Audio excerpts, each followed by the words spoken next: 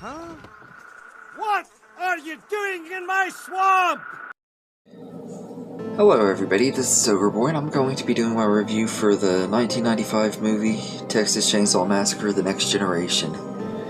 So, this is the fourth movie in the franchise, and this movie follows four teenagers who encounter Leatherface and his murderous family in the backwoods of Texas on the night of their prom. And they're having to try to escape them, and they start getting killed off, of course, one by one, as you would expect in a Texas Chainsaw movie.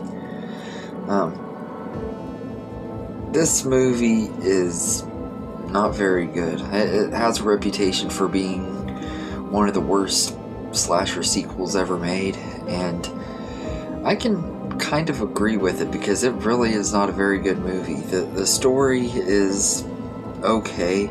They rehash a lot of stuff from the first movie and that they did 1,000 times better in that first movie and stuff. There's like a lot of scenes that are kind of shot for shot redos of the scenes from that first one and everything. I guess they were trying to pay tribute to it, but to me it just felt like rehashing, because that's all this franchise really knows how to do, is rehash the first one and everything at times. Even in the second one, they rehashed the dinner scene. The third one, they rehashed the dinner scene, and this one just rehashes pretty much all of the first movie.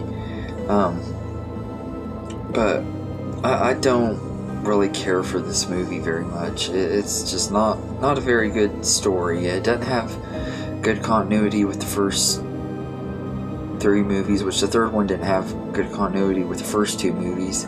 So the third and fourth movies both kind of just feel like standalone movies that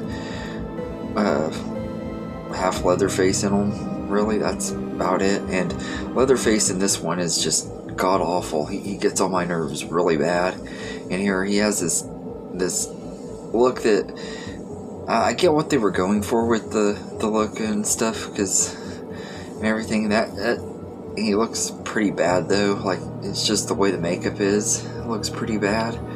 I get where they were trying to go with the look on it, but that's not even really what bothers me. What really bothers me is he has this really annoying whine in this movie. Like, he's whining and yelling and stuff throughout the whole movie, and every time he's on screen and he's going after people, he's doing this really loud whining, crying noise, and it's just like, shut the heck up, man. It's very annoying. And there's even a part in the movie where Renee Zellweger's character tells him to shut up, and it's like, thank you. And yeah, Renee Zellweger is in this. This was a movie that she made before she became famous, that they waited to release after she became famous, that way they could use it for her fame. And of course Matthew McConaughey is also in this movie before he really started making it big, because this movie came out like at the early points of their careers and stuff, and it was supposed to be out, I think, in '94, I think, but it didn't actually get a release until '97. I think it had to do with rights issues or something. I don't really know. But Matthew McConaughey is really the only thing about this movie that makes it watchable, because you can tell he's having a blast going balls to the walls crazy and everything. He's really good in here. You can tell just even in this performance they had somebody really good there with him before he became famous and everything. I like Matthew McConaughey and everything I've seen him in, for the most part.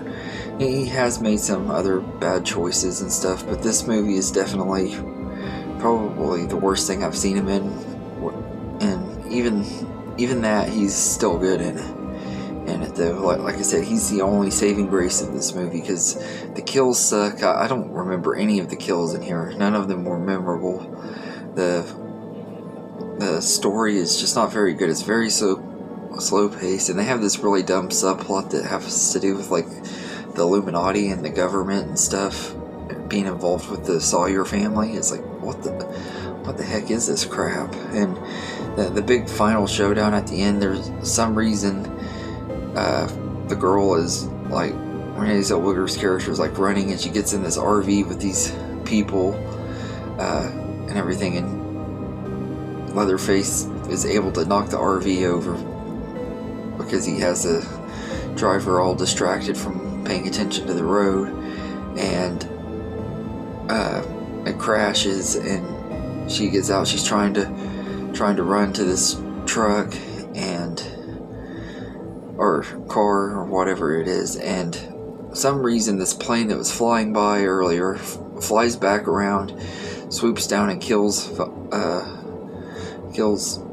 Vilmer, and Renee Zellweger barely gets away, and she's stuck in the car with these government agents. It's kind of left with an ambiguous ending a little bit, and you see Leatherface doing the dance like he did at the end of the first one, except done 10 times worse.